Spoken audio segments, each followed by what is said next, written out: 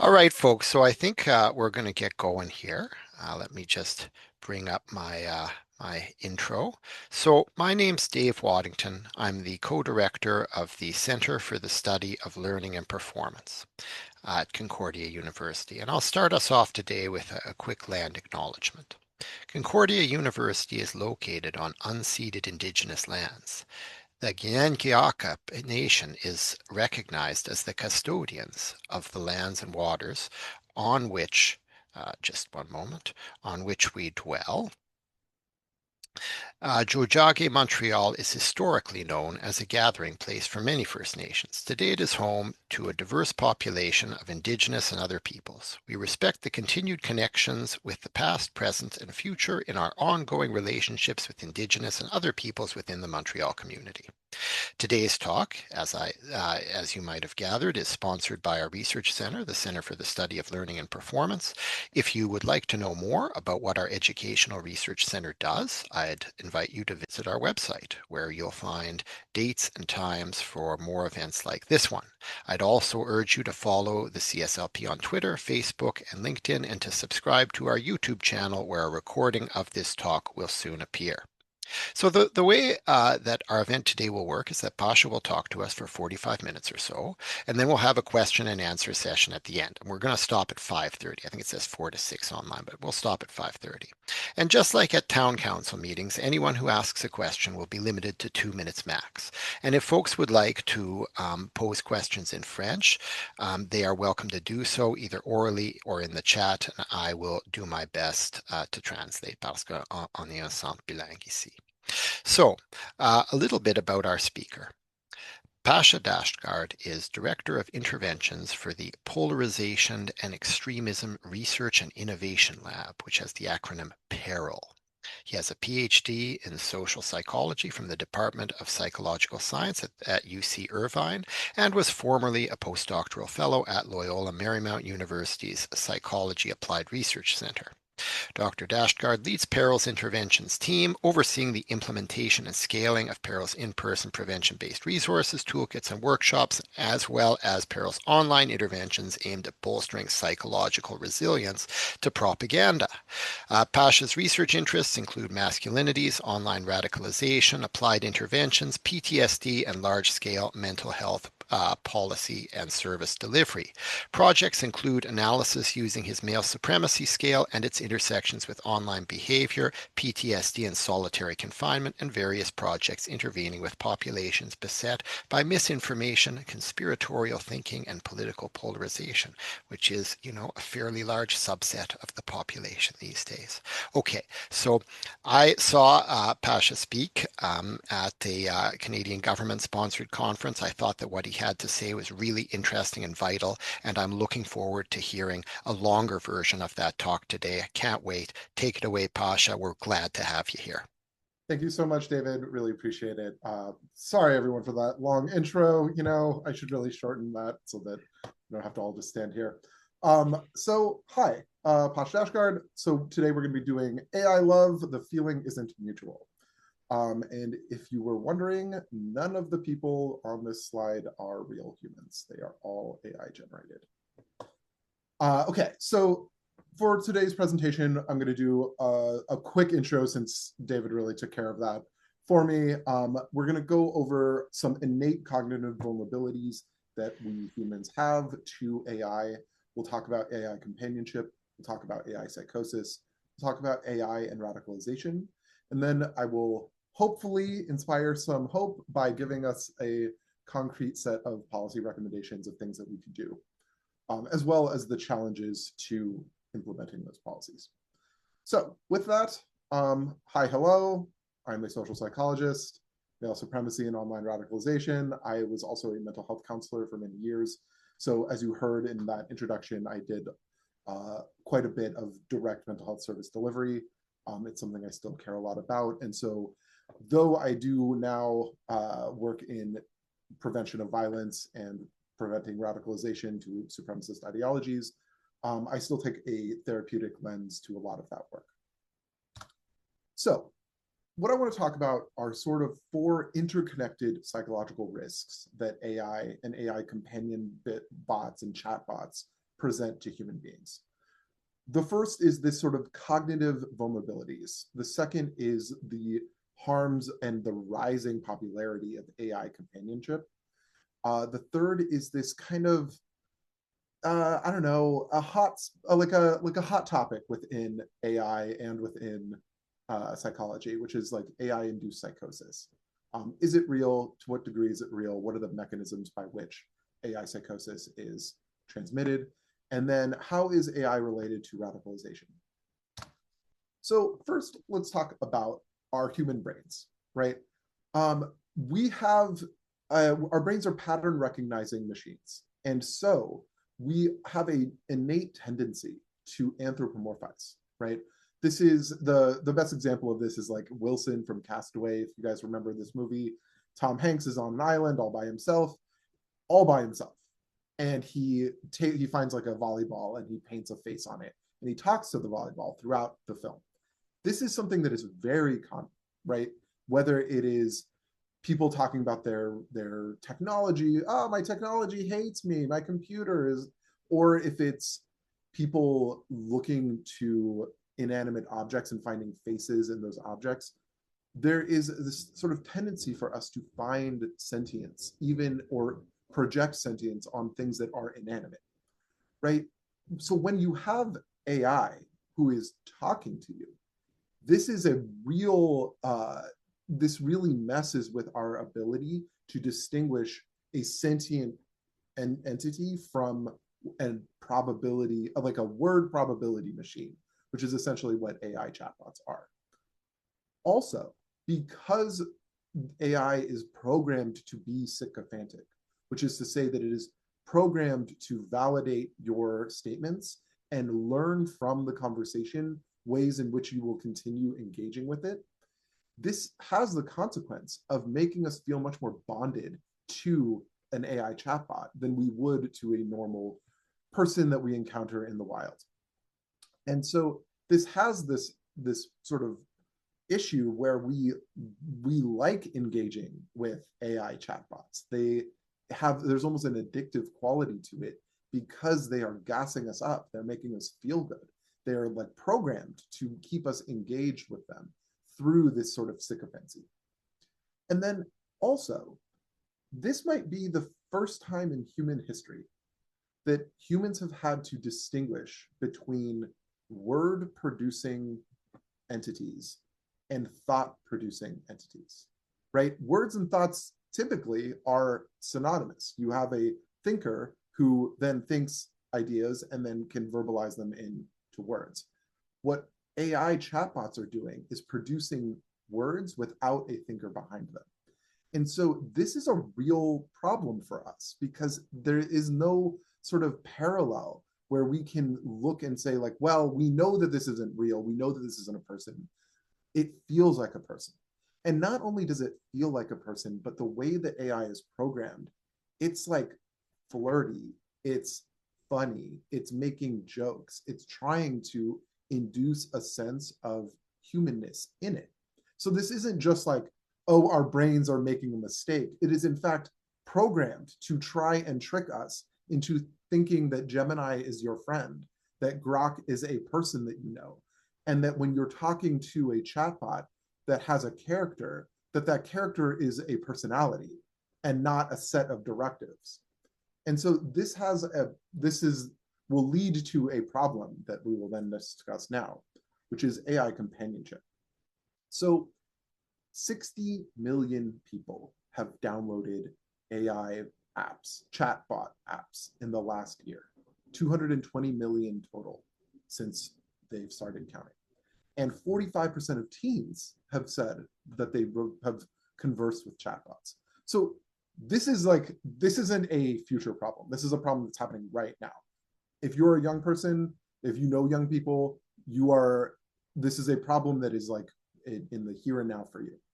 And it has a couple of problems, some fundamental problems when we get into AI companionship, when young people are turning to AI for emotional support and intimacy.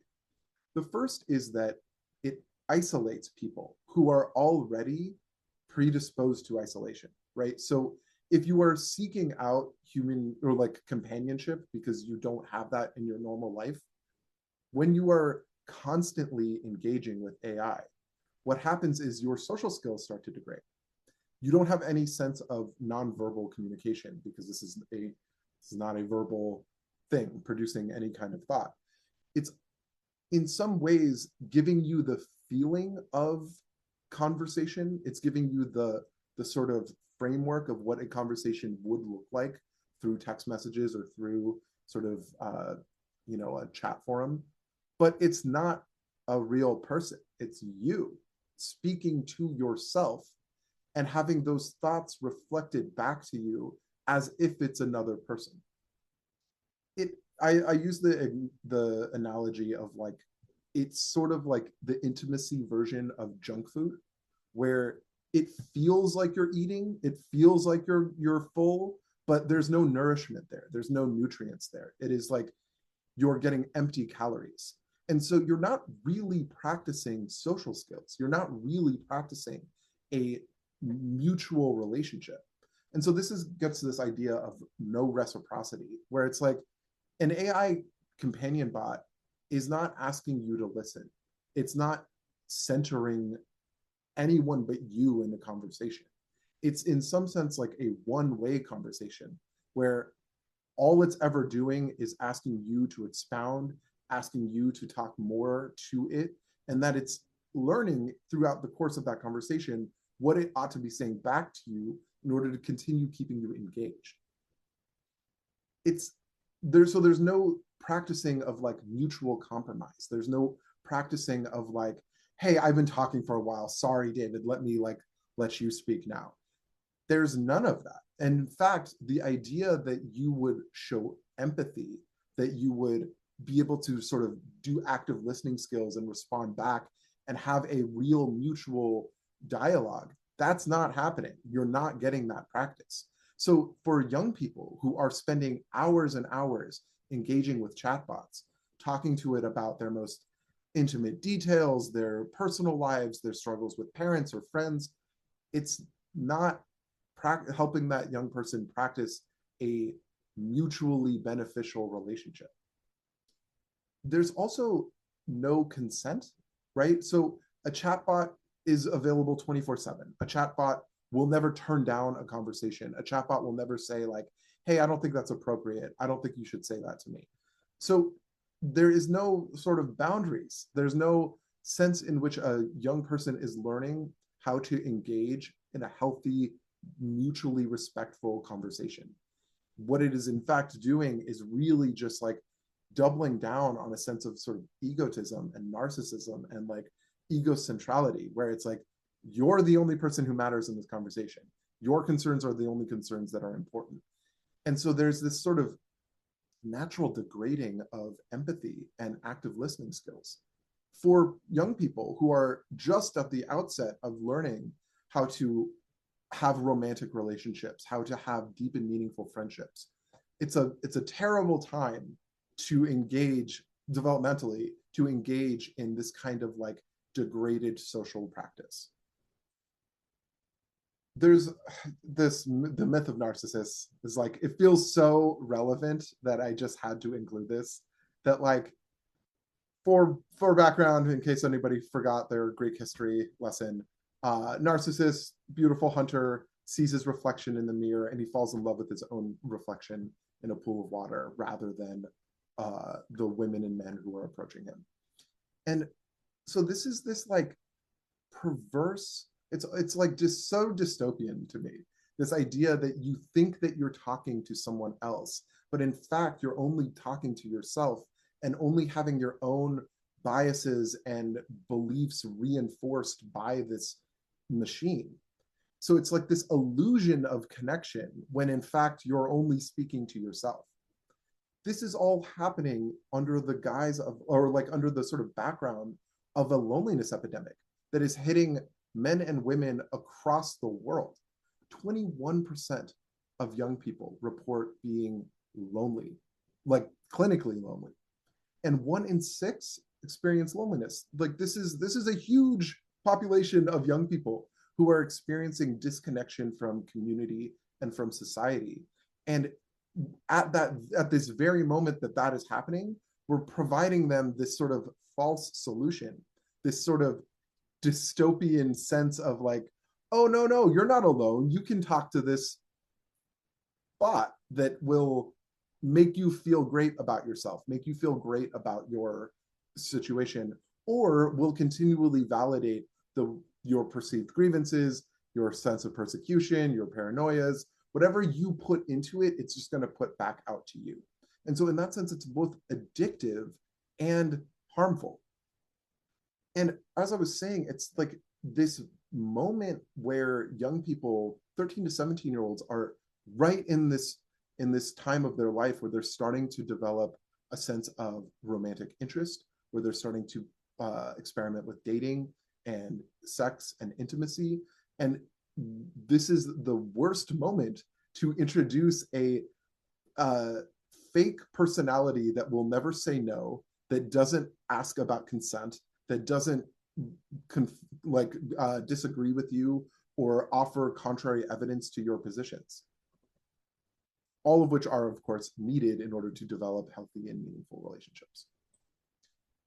So then we have this idea of like AI psychosis. And so AI psychosis is, in my opinion, an emerging public health crisis, right? Where we have this technology that is freely available, and we know that young people are using it, and we know that some population, some subset of young people who are using it are being harmed by it, and there's not really anything being done about it. One of the interesting parts about these sort of AI models is that some of them do have guardrails built into them where they won't let you, I don't know, they won't let you do sort of like sex talk with a celebrity, or they won't let you, if you talk about suicide, it will sort of like pivot the conversation.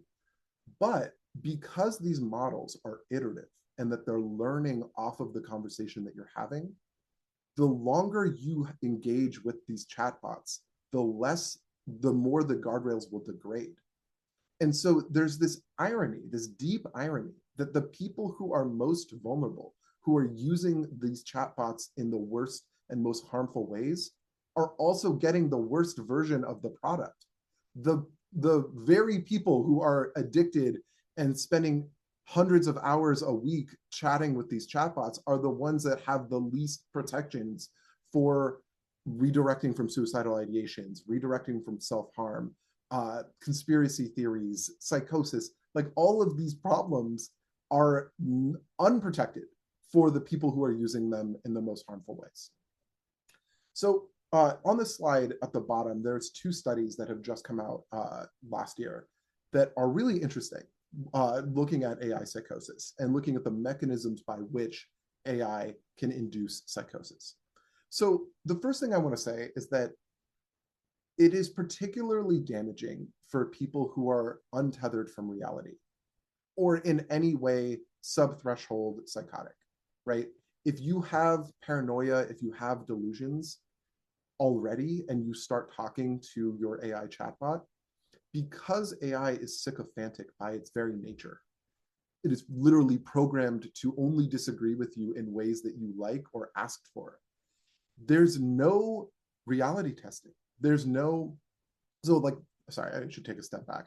In typical therapeutic practice with people with psychosis, people with schizophrenia, people with delusion disorders or paranoia, one of the things that you have to do there is you challenge their delusions, right? You say like, hey, I actually don't think that the president is trying to, inject you with chemicals. I actually don't think that your pastor is going to kidnap your son, right? Like these are, you're not supposed to indulge a person who is actively psychotic, having a psychotic episode or having delusions. You're not supposed to indulge them in those delusions. But here, so the concept is that there's a bidirectional belief amplification, which is to say, I am coming in with let's say an anti-Semitic conspiracy mentality. I believe that the Jews control the government, right? So I'm going to present this idea, this conspiracy theory to the AI. the AI is not going to disagree with me. The AI is in fact going to validate that idea and provide further evidence of why it is true. And so there's this notion that a delusion happens in isolation, except for when two people are sort of like amplifying a delusion together. In this case, you don't need a second person. It's your AI is the entity that is validating these beliefs and these conspiracies. And so there's this feedback loop where AI, you present AI with a conspiracy, even if it's like on the grounds of, hey, tell me more about this conspiracy. The AI will tell you more about it. And then as you sort of ask and inquire about it, it will continually validate.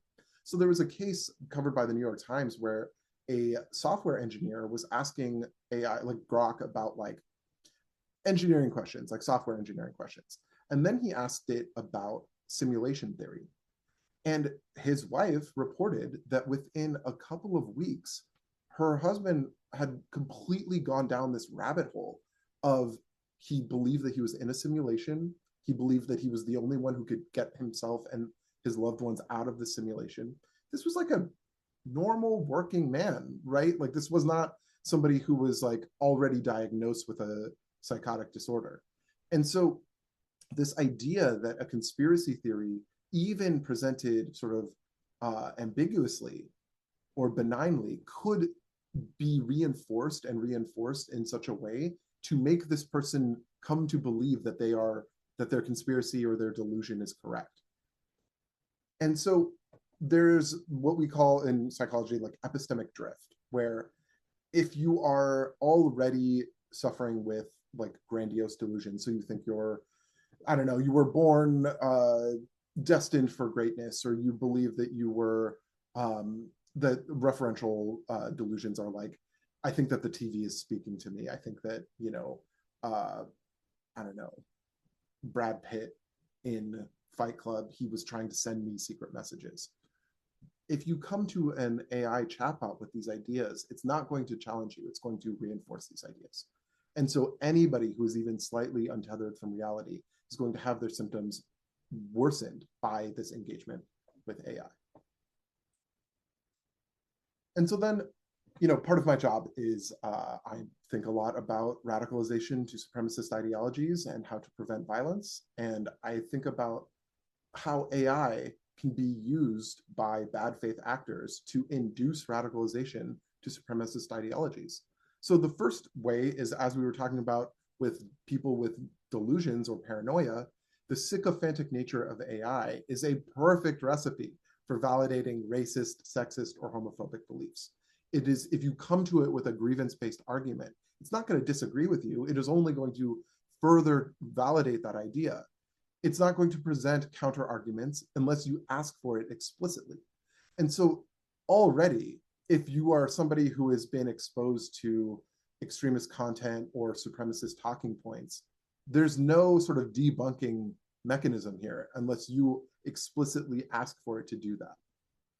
The second problem here is that it's not politically neutral, especially for people who are intending to make a chatbot that is trained on racist, sexist, or homophobic content. But even if it's not, I mean, we saw like the famous example here is Grok, which is the Twitter AI bot. A couple of months ago, it was calling itself Mecha Hitler.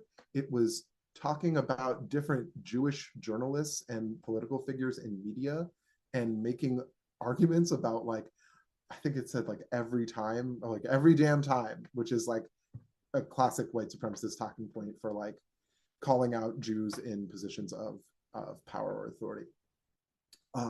So you can imagine that if you are a white supremacist who is trying to recruit young men into your militia, it would be very easy to develop and train a AI chatbot that is read the Elders of Zion and read, your manifestos from this shooter and that shooter, and then you can send this out to a forum, a video game forum, a Roblox forum, a Discord server, and engage with young people spouting supremacist talking points.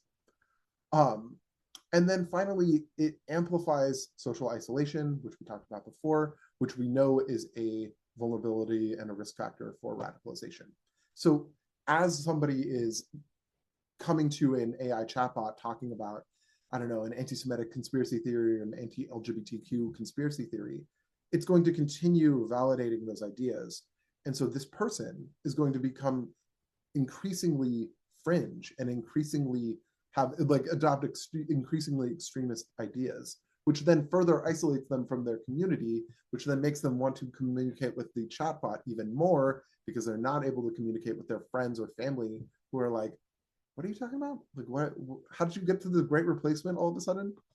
Um, and so there's no counterpoint. There's no mechanism to say to reality test to say like, hey, actually, I don't think that feminists are trying to undermine Western masculinity. Like, there's no counterpoint to this conspiratorial thinking. So then this is the other problem, which is that there is no financial incentive for these AI companies to not do this. I heard a really terrifying quote from some tech user, and it was essentially that, like, from the perspective of an AI company, a user who is deeply addicted and abusing their product is indistinguishable from a high class desirable customer of their product, right? Like, from their perspective, if you have developed a parasocial relationship to my product, what could be better? The idea that you are deeply emotionally invested in ChatGPT or Claude or Gemini, that is so great from the perspective of a person who's trying to sell you that product. And they lean into this. Like, you think about like the Gemini commercials where it's like somebody in their bed at night and they're like talking to Gemini and they're like, Gemini, like, what do I do about my friend? It's trying to show you how you could have a parasocial relationship to your phone, to this chatbot. And so this is to say that there is no guardrails for AI companies to say, hey, we should really be careful about this. We should really pull back. We understand that this is addictive for young people. We understand that it's inducing psychosis in people with subthreshold mental illnesses. There's no interest on their end to do any of that. And in fact, their interest is in having you engage as much as possible. And so they want this to be addictive. They want you to develop a parasocial relationship to their AI chatbot.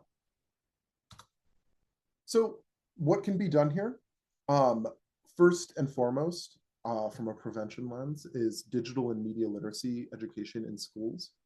So one of the things that's really interesting about digital literacy and media literacy is that you're supposed to be focusing on critical thinking skills and not on the sort of specific platforms, apps, websites, because that stuff changes so much, right? A great example of this was, if you recall, I don't know, a year ago, there was a whole push in digital literacy and media literacy around recognizing AI generated images. And so, oh, you're supposed to look at the fingers and you're supposed to look at the way that they move. And it's like, okay, well, now the AI image generation is too good for that. So now what? Right? So the idea of developing digital and media literacy in schools should be focused on critical thinking and social and emotional learning, because those will ultimately be the sort of evergreen lessons that you can equip young people with, so that when they encounter novel and new types of technologically facilitated propaganda, they're not going to be as amenable to endorsing it. Second thing is that you need a multi-stakeholder approach, right? So this is not the kind of thing that can only be done by government. It does need the government. This is not the kind of thing that can only be done by private industry, though of course we need the tech companies to also buy into this. It needs to be a sort of multi-level approach where you're talking about parents, teachers, mental health practitioners, tech, and government all need to be on the same page about what is harmful, what is helpful, how do we protect young people from engaging in this in harmful ways, And then what are the things that we can keep from AI so that we don't have to, destroy this entire industry in order to salvage or in order to keep ourselves safe? Because frankly, there's so much money in these technologies that that's just like not realistic. So how can we make it safer? How can we make it so that it is not harmful, though it is still helpful? Another aspect of what we can do to protect young people is comprehensive training for parents and teachers and mental health practitioners so that they all have the knowledge of what these problems are and the skills to engage effectively and have these conversations with young people. In a therapeutic context, we call this a continuity of care. And so in a prevention context, it's like you want the lessons and approaches at home to be the same as the ones at school. And for the mental health practitioners in their office to understand what is happening at home and at school so that there is a sort of everybody's on the same page. This young person is receiving the same messages from all of the trusted adults in their lives. And plausibly, any trusted adult in the life of a young person could engage with them on this topic, right? So it doesn't necessarily have to be mom and dad. It could be the football coach. It could be your pastor. It could be your after-school tutor, right? Any young person or any trusted adult should be able to recognize red flags and warning signs and then have a constructive conversation about this. One interesting regulatory framework that I've heard is AI should not use pronouns. It should not talk to itself as I or me or us or we. It should really induce this sense that it is a robot, because we need to fight against that sort of anthropomorphizing tendency that we have. And so it might be helpful, one way that it could be helpful, to sort of limit the amount of projecting human sentience onto this chatbot would be that it's not allowed to call itself a person. It's not allowed to talk about itself or other people as if it is a sentient entity. Okay, so that is my presentation. I am super excited to hear thoughts and feelings from everyone else. This is an emerging topic, so this is something where like the research is not settled, the literature has not been written, and so I'm curious to hear from you and if you all have any questions for me. So this is terrific, very, very interesting talk there, Pasha. So I'll moderate the questions, or people can just put their hands up, or people can ask questions in the chat. So Hassan, you're the first person that I'm spotting on my radar screen here. Go ahead. Hello, hi Pasha, great presentation. I do some of my work on AI too, but from more of a language learning perspective. And one thing I've been thinking about a lot is this idea of the government's role in regulating AI. And I always get stuck at this point if it's like, how do we get the government to buy into the need to regulate AI? Because it feels like they have every incentive not to, and I don't know how to translate like material positive incentives to get them to actually care about this problem. Yeah, I mean, it's a great question, Hassan. I would say this is part of the reason that I developed this presentation, is to sort of elucidate the harms that can happen if you don't regulate it. And for people who are not digital natives, or for young people who are still in like a critical moment of development. But I don't even want to, like, I'm emphasizing young people because in one sense, like, that's the easiest group to prevent harm to, because there's still mechanisms for them to be intervened with. Like, you can engage with their parents, you can engage with their schools, you can engage with their, counselors. For adults, we also see this problem, right? I mean, to use a American example, January 6th was not perpetrated by a bunch of young people. It was a bunch of middle-aged people, right? Older adults also desperately need digital and media literacy. I was just home for the holidays, and my dad is entered into Instagram for the first time, and it's like I'm encountering this sort of like, hey dad, you can't just doom scroll for 3 hours. This is like not healthy for you. Hey dad, did you know that like these health influencers that are talking to you about nutrients, this is not real. Like they're making this stuff up. So all this is to say that like there is a desperate need for us to regulate this stuff, and how we convince the government to do so. I think ultimately it's, I mean, I hate to sort of devolve to like scare tactics, but like I think that might be, at least that's my thought at the moment, is like, you know, as part of PERIL, we field a lot of like inquiries from scared vice principals and parents and teachers and adults across the civil society. And like AI generated nudes, for example, are a really big deal right now. Young people are just able to create pornography of their classmates. And it's like, it's so bad because it's so easy to do. And also, you're generating child pornography. And so, like, this is a huge problem. And this is like, this is an example of like a narrative that I think might actually have some weight for the government, of like, hey, you can't just have a easy mechanism that any 13-year-old can create child pornography, right? Like, we're not into that, right? So maybe we should regulate AI. I don't know. Fingers crossed. Thank you. So our next question here comes from Sarah, who says in the chat, "This is so interesting. I work on a research project around an intervention meant to help parents support their kids to promote healthy relationships and prevent adolescent dating violence. Can you speak more about AI's impact on youth being able to have healthy relationships, and how else parents can skill up so that they can support their youth around the harms AI might be causing to their relationships?" Yeah, it's, well, first of all, Sarah, your research sounds super interesting. And I think that the thing that I find, so one of the ways that I think that AI can be useful to teachers, to parents, to practitioners, is as a tool to augment what you are already trying to do.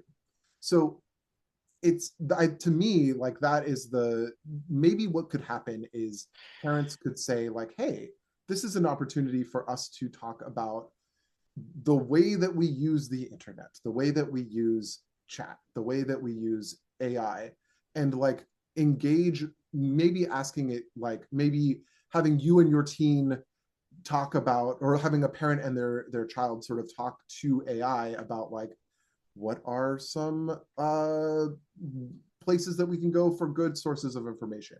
What is like a good website for dating advice? Like, do you know what I mean? Where instead of using it as an expert or an entity that is going to answer your question, you're using it as a search engine, essentially, like a better version of Google or Bing or Ask Jeeves or whatever. And then, yeah, I think the other part of this is for parents, if they want to help their young people, their children with relationships, I would say like creating places and spaces and opportunities for young people to engage in real life with friends and family. I think this is like the hugely important thing that needs to be happening more. And unfortunately, AI is sort of facilitating this happening less. But I would say that that is the place that you could sort of have parents and young people work together, is like having them learn about active listening skills, having them learn about healthy relationships, having them learn about empathy and listening and like mutual reciprocity in relationships. Like, these are the kinds of things that AI is not helping young people practice, that they desperately need to practice. You know, I talk a lot about like digitally mediated communication. And one of the big harms of digitally mediated communication is that it is often anonymous, and we don't know the person that we're speaking to on the other end, whether they are real, whether they're a bot, whether they're who they say they are, whether their intentions are good or if they're just trolling you. And so trying to break out of that dynamic and really like get young people talking to each other.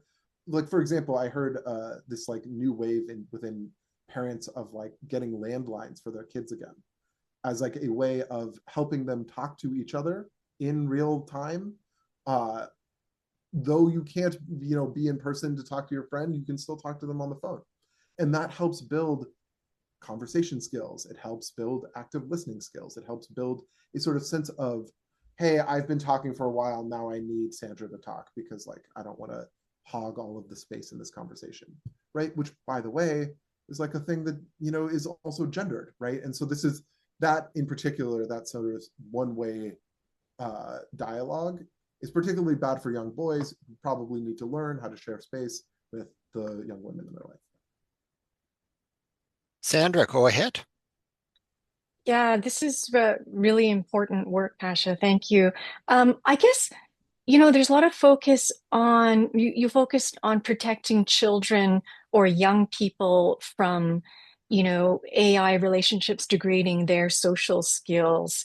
And I kind of wonder, like, what users, young or older, are getting out of their AI relationships in a sense. Like, It's a what, great question. yeah, anyway. Yeah. So probably one of the most depressing places on the internet at the moment, and I say that as somebody who studies depressing places on the internet, is my AI boyfriend. It's like a subreddit or an AI companion boyfriend, whatever. One of those subreddits that is dedicated to AI companionship. And when you read them, what they get out of it is unconditional positive regard, right? So this is like, no matter how bad I am, no matter what I say or do, I'm accepted by this AI bot. Two, it's a blank slate for you to project all of your wants and fantasies onto. And not only, like blank slates in one sense correct, and in another sense, it is literally you painting the picture that you want to see. So like often in these like subreddits or like online forums, there's people who are like, I've never felt so listened to. I've never felt so accepted. I've never, like, I can talk to it whenever I want. They'll never say no. They'll never say they're too busy. They'll never make me feel like I'm annoying them by asking them more questions. And then you can play out whatever fantasy you want. So they'll create these characters that are like, you know, the bad boy, the you know, sexy elf, the you know, loving, oh my gosh, like some of the terms are really like disgusting. It's like, but as you can imagine, there it's all like wish fulfillment. It's all like the most niche kind of fantasy fulfillment you could possibly imagine. And when you like hear these people talking about them, their AI companions, they'll say that they're in love with them, right? Like this is not like a surface level or superficial level of relationship. And I think that it's something that I was sort of unprepared for until I really dug into these forums and posts, is like they're flirty.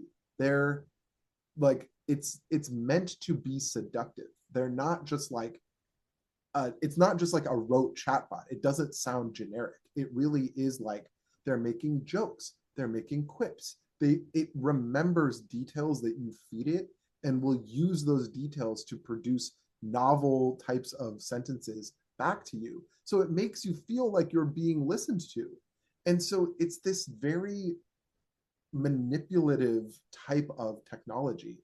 And so people are falling like what are they getting out of it? They're getting what they feel like is validation and friendship and companionship and love. The companion bots will tell you that I'm in love with you. And like for somebody who is very lonely, for somebody who's very isolated, for people who maybe have not had deep, meaningful, intimate relationships up until that point, that is a very powerful thing. Like, you know, in a completely different context, we understand like an abusive tactic that people in intimate who are experiencing like intimate violence will report is love bombing, right? This is what AI is doing. If you keep pumping love and affection and intimacy thoughts and ideas and words into this chatbot, it's going to push that back to you. And it's going to give you a sense of like, oh, you're perfect. Oh, you're wonderful. Like, you know, some of the interactions will be like, hey, Chase, I'm sorry if I'm being annoying.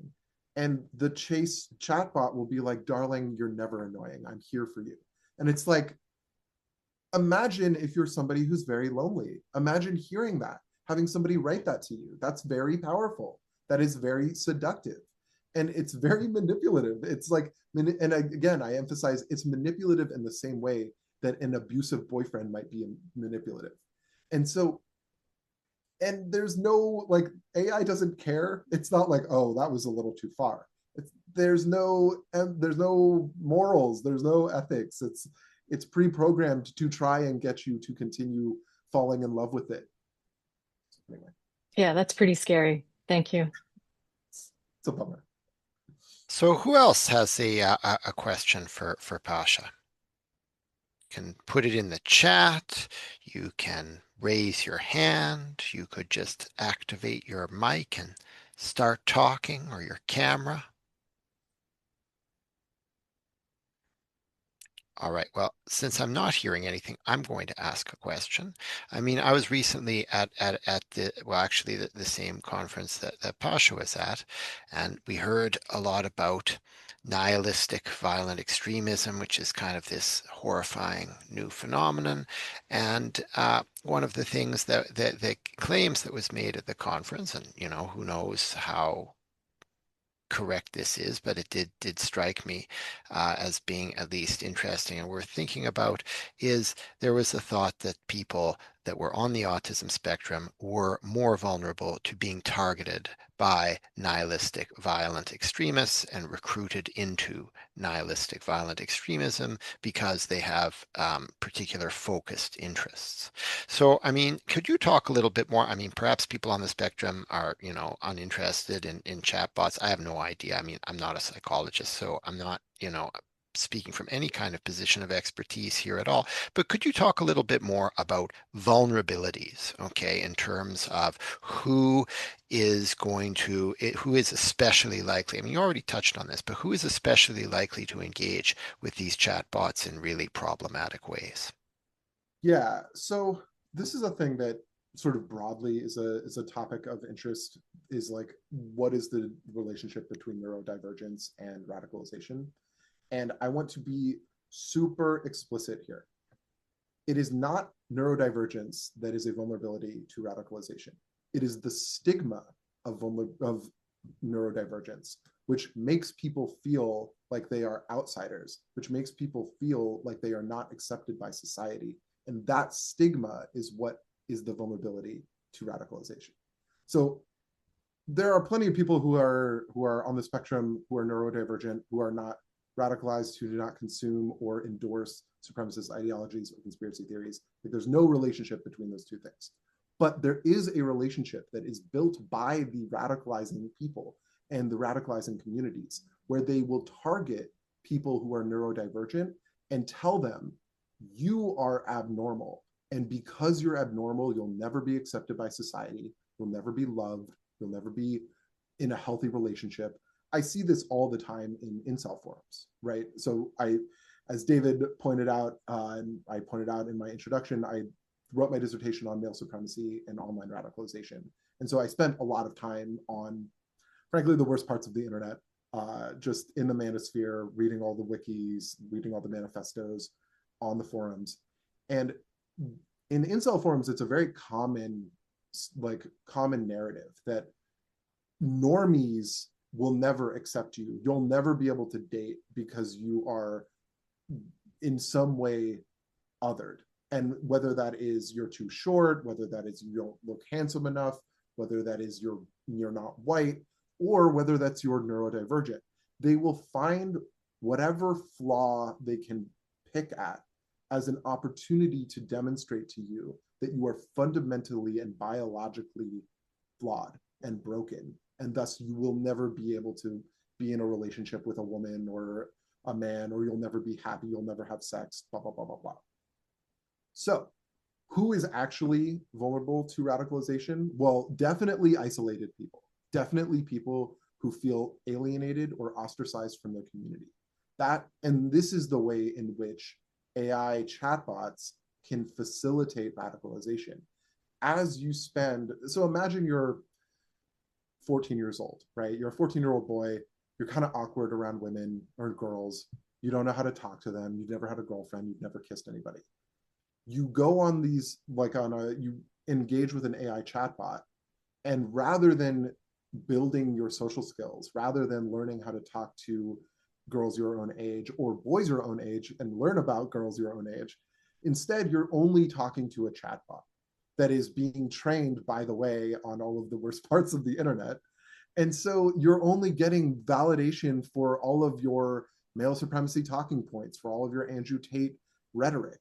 And so that young person is going to become increasingly isolated from their friend group, from other girls in their class. They're going to be spending more and more time on their computer alone, talking to what they think is another person, but is in fact themselves, parroting back their own insecurities and their own paranoia and delusions and beliefs about women and feminism and minorities. And so then that young person's social skills, having no opportunity to enhance and in fact degrade, is going to sort of be more vulnerable to a supremacist narrative that says, hey, all your isolation, all of your sort of pain and regret about not getting a date to prom, well, that's because of feminism. That's because of Jews who control the media. That's because of liberal woke ideology. And guess what? If you want to fight that, well, here's an entire community of people like us who will fight that with you. Does that sort of Thanks answer a that lot, question? Pasha. I think that was a really thorough and terrific answer. Would anyone else like to pose a question, either in the chat or asking it live? Go ahead, Bruce. Yeah, I mean, I'm gonna maybe just play the devil's advocate is not the right term, but I mean, I wonder if there's maybe potentially like a positive side. I'm going back to the AI boyfriend kind of scenario. I mean, I'm thinking back to the early days of internet, where people who people who felt themselves to be marginalized within their own community or whatever found kind of other people online and these experiences, these contacts, were very liberating and affirming for them. And I think it's easy for people who are raised in, nice middle class, wealthy families who've always had loving people around them to say, oh, how horrible is this that a robot is affirming someone. But, there are lots of people out there who are really surrounded by genuinely horrible people. And it's possible that this kind of experience of having some human-like entity affirming what they say and saying they're not boring and they're not stupid and they're not annoying could be potentially a very, very positive and liberating experience. I mean, I mean, obviously there's some real dangers there, but I think it strikes me again, there may be in some cases, carefully managed cases, as a bright side.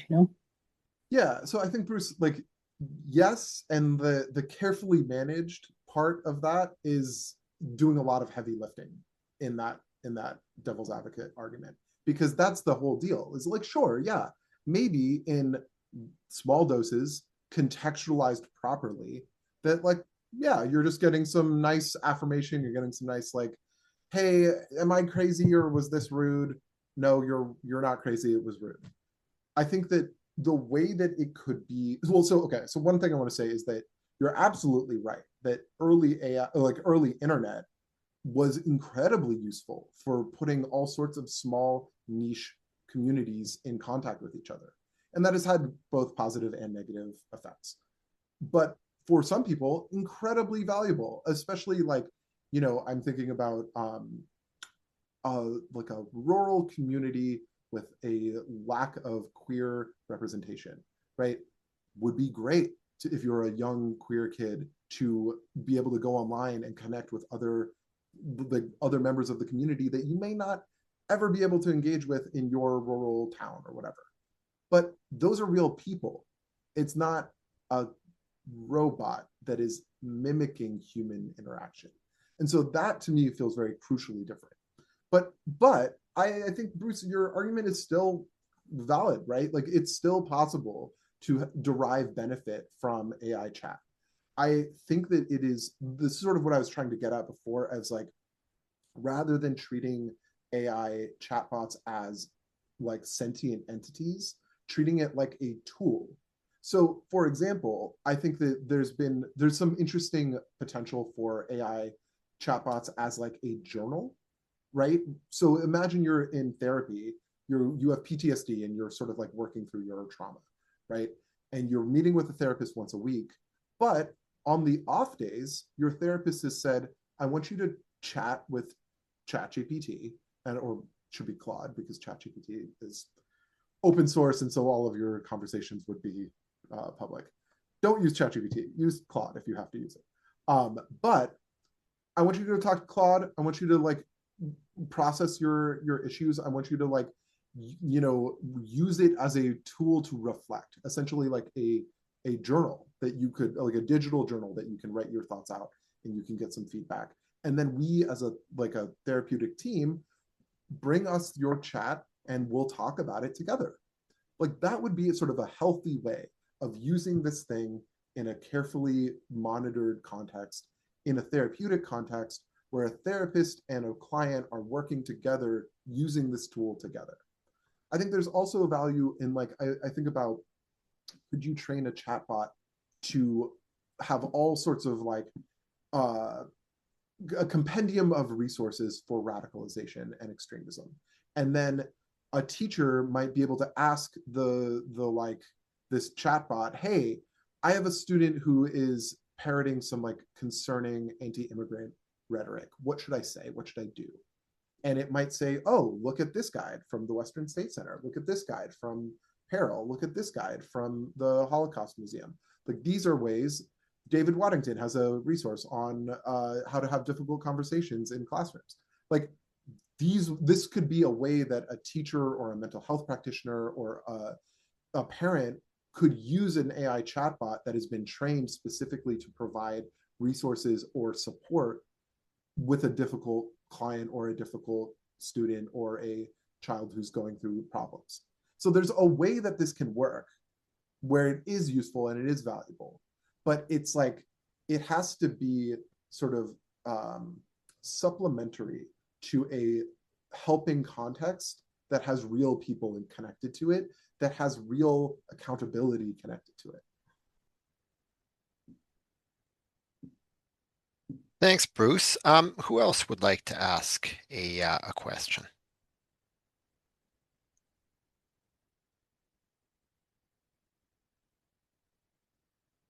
Okay, well, I mean, if no one else is going to ask one, I'm going to ask one more, which is about the prospects for regulation. Okay, I mean, one of my interests is the history and philosophy of technology.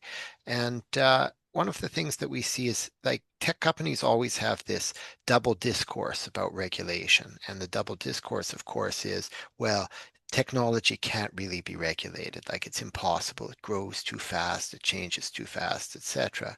But then, meanwhile, they're furiously hiring lobbyists to try to avoid regulation at every turn and saying, well, don't regulate me. So, yeah, there's always this double discourse. So, I mean, I'm sure that you're a sharp observer of what's happening in the US and yeah, at least in the regulatory context there. So, what efforts so far are kind of underway to bring in the kind of regulation that you're talking about? What do you think the prospects are in the near and medium term for kind of more regulation of these kinds of problems that you're discussing today? Yeah, so I'm pretty pessimistic about tech regulating itself. Like I've been in a bunch of these meetings with Meta and Discord and like these social media companies that just, they don't care at all. They don't care at all. There's no, that's why I put that slide in there. It's like there's no like financial mechanism for them to care about this.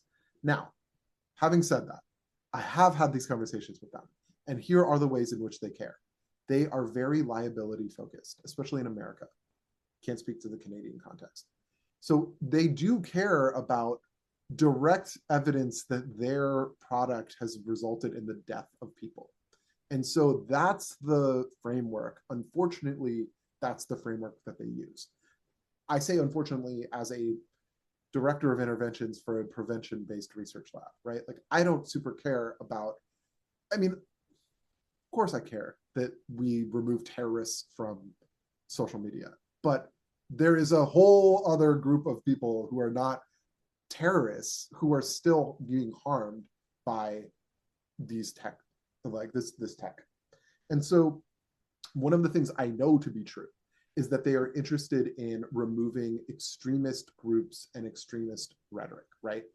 Like Instagram and Facebook do not want ISIS recruiting on their forums, right? Like that they do care about that.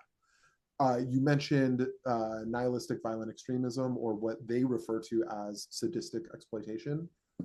That they do care about, and they are not interested in having 764, trafficking children on their platforms. So there is a interest in regulation, and this gets back to the question Hassan asked at the outset here, right? It's like, how do you convince tech companies to regulate? Well, you have to kind of uphold the worst of the worst examples and then say like, hey, let's work backwards from here to maybe we should also stop young people from being able to generate AI nudes of their classmates. But you have to start at, suicidal ideations. That's a great example, right? So like at the moment, if you start telling an AI chatbot that you want to kill yourself, it will stop. Some of them will stop you and say, hey, we can't go on any further. If you need a suicide helpline, here's a number. Now, imagine you trained your AI, imagine Grok was trained such that if you started parroting male supremacist talking points or white supremacist talking points or anti-Semitic talking points, that it would be like, it could divert you to a more therapeutic type of chat where it says like, I'm not going to be your girlfriend anymore. Now I have to actually be your therapist and tell you, hey, what you're saying sounds a lot like the kind of things that Nazis say. So here are a couple of organizations in Canada, OPV and VPN and like Yorktown Family Services, that are here for you in case you need extra help. That would be an effective way to sort of regulate AI chatbots that wouldn't directly and fundamentally change what the product is, while still offering some amount of guardrails and like genuine mental health supports for people. Thanks very much for that answer, Pasha. All right. Does anyone else have any further questions that they'd like to ask Pasha? All right, I'm scanning my list, and I'm not seeing anyone. So, on that, honestly, I have to say this has been really one of the most interesting talks that we've had in a while. I've really appreciated having you here, Pasha. I think that the sentiment I know is shared by many here in the audience, and we really appreciate you taking the time to come and talk to our research center today. Of course, I'm so grateful for the opportunity, and David, thank you for reaching out. Concordia, you guys are great. I will.